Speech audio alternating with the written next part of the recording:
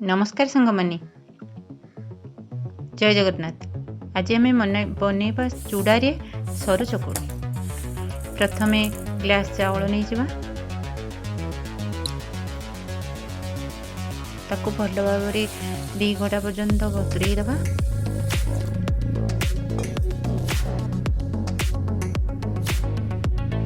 भल भाव बतुरी गला ग्लास चावल को अध ग्लास चूड़ा भल मारे धोईकी परिष्कार कर।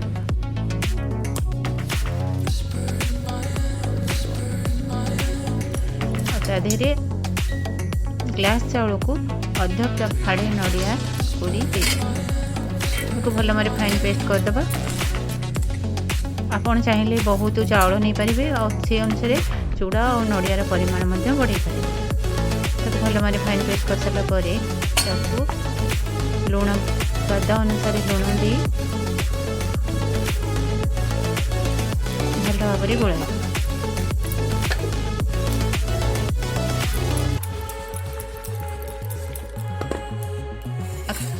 यह बहुत पानी देवे ना, जस्ट टिके बहलिया रखिए, कारण चूड़ाटा बहुत सॉफ्ट होता है और पिठाटा बहुत नरम होता है।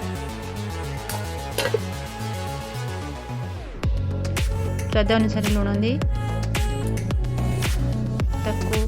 घंटे रेस्ट करने को छाड़ीद।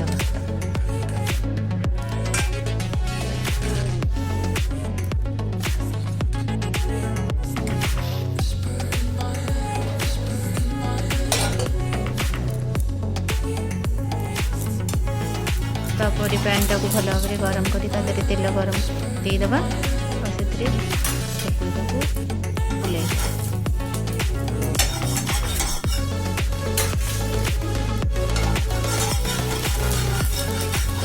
जेहेतु यहाँ बहुत सॉफ्ट होता है, टी केयरफुली कम पैन टाक भल भाव ततेदेव और कम ही पिठूटा देदेव।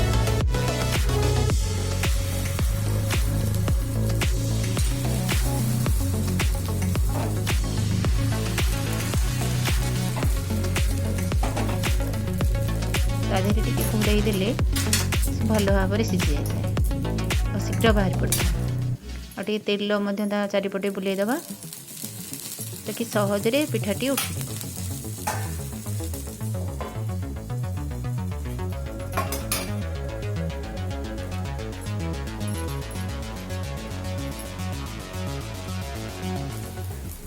बर्तमान हो गला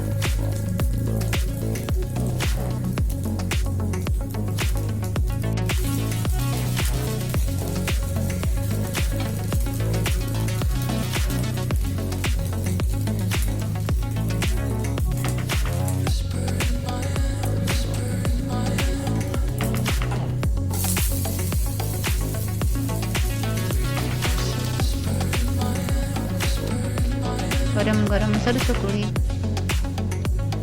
सांग मैंने थे ट्राए करूँ ना, और ता संगे कोबी तरकारी मस्त